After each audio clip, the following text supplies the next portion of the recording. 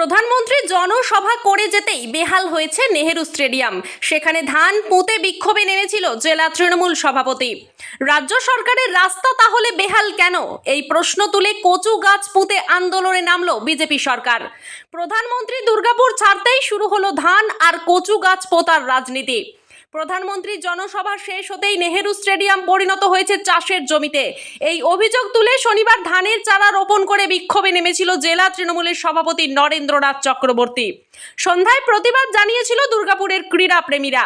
পাল্টা জবাবে দুর্গাপুরের রাজ্য সরকারের একাধিক রাস্তায় ধানের চারা আর কচু গাছের চারা রোপণ করে বিক্ষোভে নামলো বিজেপি সরকার।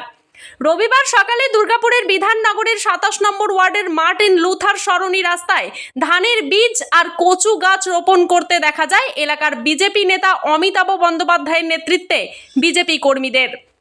অন্যদিকে মুচিপাড়া থেকে সিটি সেন্টার যাওয়ার বাইপাস সূর্য সেন সরণির রাস্তায় ধানের বীজ রোপণ করে এবং খানাখন্দ রাস্তা ভরাট করে বিক্ষোভে নামলো জেলা বিজেপির সহ সভাপতি চন্দ্রশেখর বন্দ্যোপাধ্যায়ের নেতৃত্বে বিজেপি কর্মীরা। সম্প্রতি আসানসোল দুর্গাপুর উন্নয়ন পর্ষদের এই রাস্তাটি 4 লেন করার টেন্ডার হয়েছে। তারপরেও বিজেপির এই বিক্ষোভকে নাটক বলে কটাক্ষ করছে তৃণমূল। 1 নম্বর ব্লকের তৃণমূলের সভাপতি রাজীব ঘোষ বিজেপিকে কটাক্ষ করে বলেন, প্রধানমন্ত্রী জনসভার পরে দুর্গাপুরের স্মৃতি বিজড়িত খেলার মাঠের অবস্থা বেহাল হলো। এর থেকে বোঝা যায় নির্লজ্জ দল বিজেপি। আগে মাঠ ফিরিয়ে দেওয়ার ব্যবস্থা করুক, তারপর বিজেপি নাটক করবে। বৃষ্টির জন্য রাস্তার ছোটখাটো গর্ত হয়েছে, দুর্গাপুজোর আগেই সমস্ত রাস্তা চকচকে হয়ে যাবে। রাস্তায় ধানের বীজ রোপণ করুক আর নাই করুক, বেহাল রাস্তা সংস্কার হবেই। বিজেপি কিছু কাজ না পেয়ে এখন নাটক করছে। পাল্টা জবাবে জেলা বিজেপির সহ সভাপতি চন্দ্রশেখর বন্দ্যোপাধ্যায় আর বিজেপি নেতা অমিতাভ বন্দ্যোপাধ্যায় কটাক্ষ করে বলেন, তৃণমূল যখন বলছে এই রাস্তায় টেন্ডার হয়ে গেছে, তাহলে আমরাও তো বলেছি প্রধানমন্ত্রী নরেন্দ্র মোদী চলে যাওয়ার পর প্রধানমন্ত্রী দপ্তর থেকে বলে গেছে ওই মাঠ আগের ছন্দে ফিরিয়ে দেওয়া হবে। কেন্দ্রীয় সরকারের খেলার মাঠ খুব তাড়াতাড়ি নতুনভাবে সেজে উঠবে। আমি ক্রীড়াপ্রেমীদের অনুরোধ করব, আপনারা ফুটবল নিয়ে এই বেহাল রাস্তাগুলিতে প্রতিবাদ করুন। নরেন্দ্রনাথ চক্রবর্তীকে সঙ্গে নিয়ে পাণ্ডবেশ্বর আর অজয়ের বালি বোঝাই ট্রাক্টর গিয়ে গিয়ে এই রাস্তাগুলি ধ্বংস হয়েছে।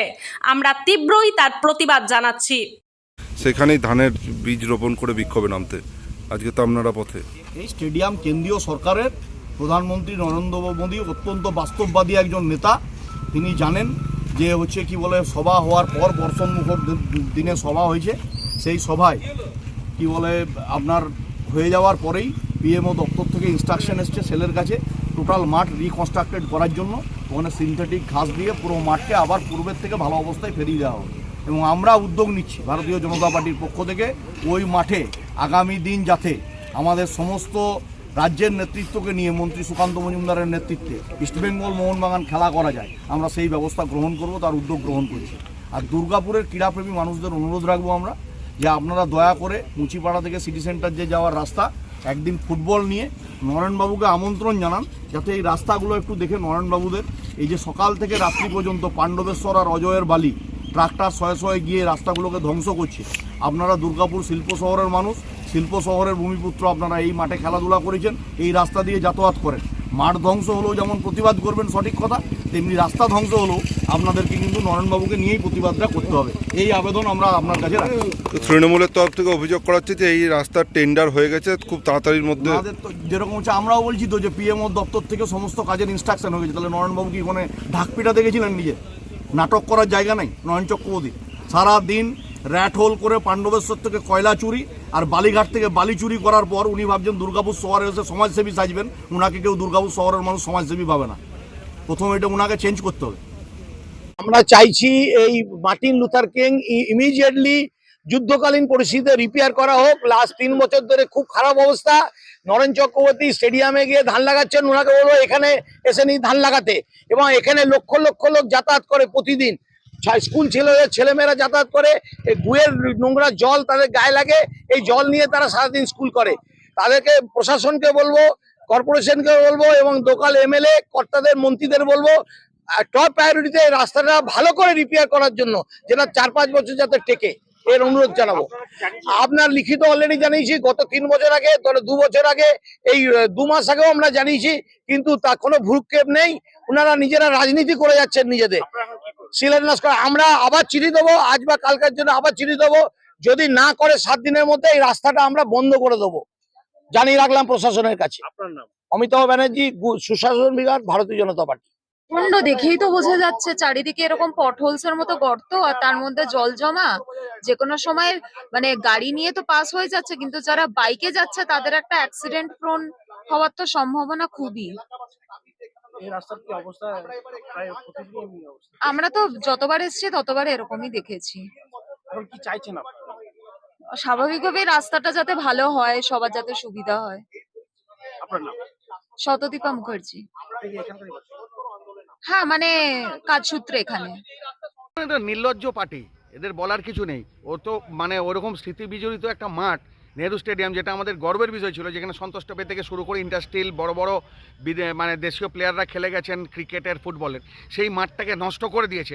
আমি তো বলবো নরেন্দ্র সঠিক কাজ করেছে যে একটা প্রতিবাদ জানিয়েছে। ওটা মাঠটা সত্যি কথা বলতে কি ঘেস ফেলে আর ওই স্ল্যাগ ফেলে যে অবস্থা করেছে, ও ধান চাষেরও উপযুক্ত নয় ওটার যে অবস্থা। ওটাতে আর খেলা যাবে না ওই মাটি তুলে না ফেলে দিলে।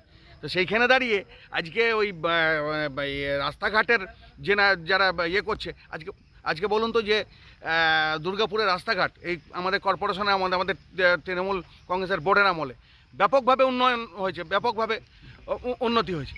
এবার বৃষ্টির জলের রাস্তা খারাপ হয়েই থাকে, অটোমেটিক্যালি দেখবেন যে দুর্গাপুজোর আগে সেই রাস্তা রিকভার্ড হয়ে যাবে। এবং এমন কোনো রাস্তা নেই যে ঢালাই হতে বাকি আছে, কোথাও কাঁচা রাস্তা নেই। আচ্ছা, টাউনশিপের রাস্তা দেখুন, সেগুলো নিয়ে আমরা অভিযোগ জানাবো না দুর্গাপুর স্টিল প্ল্যান্ট কর্তৃপক্ষকে, যারা কেন্দ্রীয় সরকার শাসিত? একটা রাস্তায় চলতে পারবেন না? কিন্তু আমরা বাস্তবটা বুঝি যে হ্যাঁ কাজ হচ্ছে, বর্ষার জন্য আটকে গেছে, বর্ষা পেরিয়ে গেলে নিশ্চয়ই হবে। তা আমরাও তো প্রতিবাদ জানাতে পারি এই ডিএসপির স্টিল টাউনশিপের রাস্তা নিয়ে। ওনারা আগে কীভাবে ঠিক হবে, মাঠটা কীভাবে মানুষকে ফিরিয়ে দেওয়া যায়, প্লেয়ার খেলার যোগ্য করা যায়, সেইটা আগে ওনারা ভাবুন, তারপর ওনারা রাস্তা নিয়ে ভাববেন। মানে এটা নাটক করছে? অবশ্যই নাটক, অবশ্যই না। রাস্তা তো অটোমেটিক্যালি আপনি ধান পোতন আর না পোতন, রাস্তা তো রিপেয়ার হবে, এটা তো কর্পোরেশনের কাজ। আমরাও জানি টাউনশিপের এই যে রাস্তা এত খারাপ হয়েছে, আমরা কর্তৃপক্ষকে দোষ দিচ্ছি না, বর্ষা পেরোলে আমরা জানি এটা রিপেয়ার হবে। মাঠটার কি হবে? এই যে মাঠটা যেভাবে শেষ করে দিল হয়নি এখন পর্যন্ত। বর্ষার জন্য অটোমেটিক্যালি, এটা বৃষ্টি চললে বিটুমেনের রাস্তা করা যায় না, এটা নিয়ম। বর্ষার শেষে এটা অটোমেটিক্যালি হবে, আমরাও জানি। এটা তো বাস্তব ঘটনা যে যেখানে যে কনসার্ন আছে তারা রাস্তাঘাট করবে। কিন্তু এই যে এই আমাদের গর্বের মাঠটা যে শেষ হয়ে গেল, সেটা ওনারা কি করবেন? ওই সেই চিন্তা ওনারা আগে করুন। প্রচন্ড অসুবিধা হয়।